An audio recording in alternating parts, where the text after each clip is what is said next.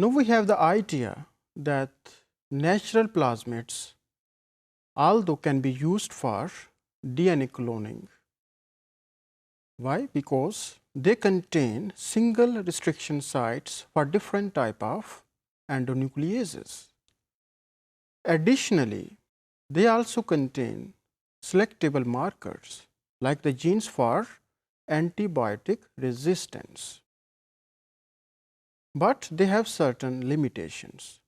The limitation is that the selection, it is not reliable. Although antibiotic resistance genes are there, but we discussed here that the selection, it is not reliable because many selectable markers, they are not present, maybe one or two.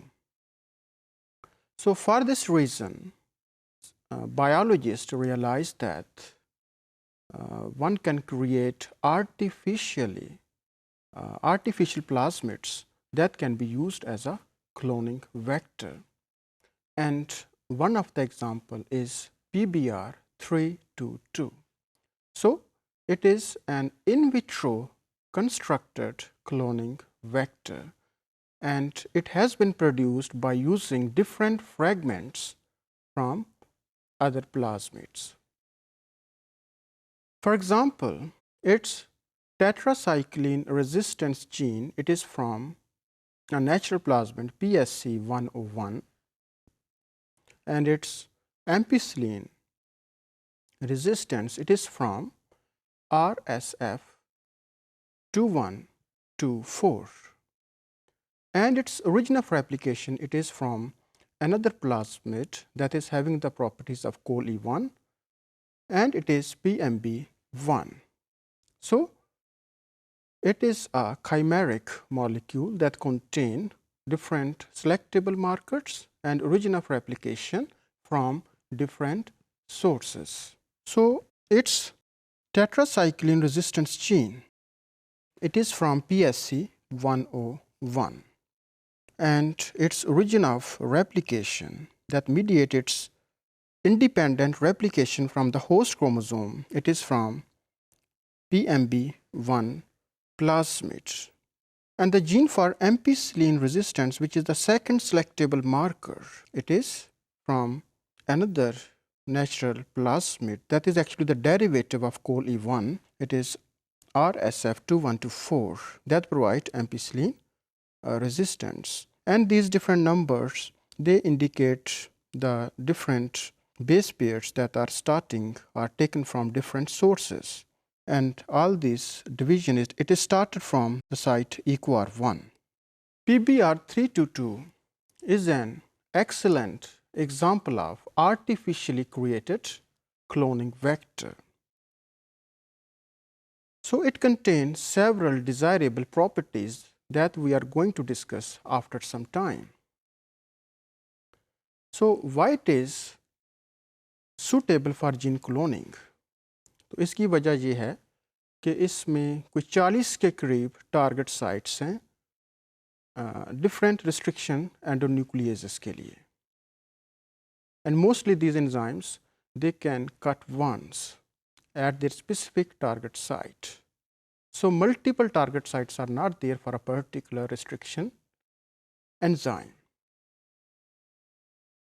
So if we have a look on the target sites, then we will realize that around 11 restriction sites, they are present within the gene that encode tetracycline resistance. तो इसके अलावा दो जो restriction sites हैं वो tetracycline resistance gene के promoter में भी होती हैं. तो इस तरह से हम कह सकते हैं कि जो टेट्रासाइक्लिन रेजिस्टेंस जीन है इसमें ओवरऑल 13 के करीब restriction sites हैं for different type of restriction endonucleases. और इसी तरह से जो एम्पिसिलिन रेजिस्टेंस जीन है इसमें भी 6 के करीब restriction sites हैं for different type of restriction endonucleases. Other restriction sites, they are present on other locations of the pBR322, but they are not so useful. The reason is that when we will insert foreign DNA by digesting within the selectable marker gene, suppose tetracycline. As we discussed that the insertion of foreign DNA either in tetracycline resistance gene or the ampicillin resistance gene will cause their inactivation, which is called as insertional inactivation, where the particular trait it is lost, for example tetracycline. So cell will become sensitive to tetracycline that will act as a selectable marker, whereas the resistance of ampicillin it will be used also as a selectable marker. So this plasmid pBR322 it contains more selectable markers as compared to the natural plasmids. So this diagram indicates different type of selectable markers again, like the gene for ampicillin resistance, and within this gene of ampicillin resistance a restriction site for the enzyme PST1 it is present. It is not the single restriction site that is present here, as I told you that the restriction sites within the ampicillin resistance gene it may be up to 6.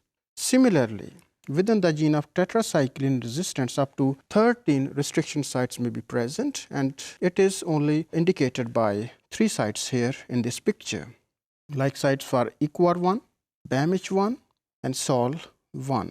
So whenever we will insert foreign DNA here in this tetracycline resistance gene, it will cause its inactivation, and sensitivity to tetracycline it will also act as selectable marker, and same for the case for ampicillin resistance if we select foreign DNA here. So this is the origin of replication that is taken from another source. The overall length of pBR322 it may be up to 4361 base pairs, and slightly it can be variable. So we can say that pBR322 it is a good cloning vector because of the presence of different selectable markers. And there is also a limitation that the length of fragment that is cloned it is very important. So it is often mentioned that the length should not exceed 10,000 base pairs or 10 kilobase, because when the length will increase from 10 kilobase to 15,000 bases or 15 kilobase, the instability of the plasmid will increase. Instability means that it will not segregate it equally into the daughter cells during the course of cell division.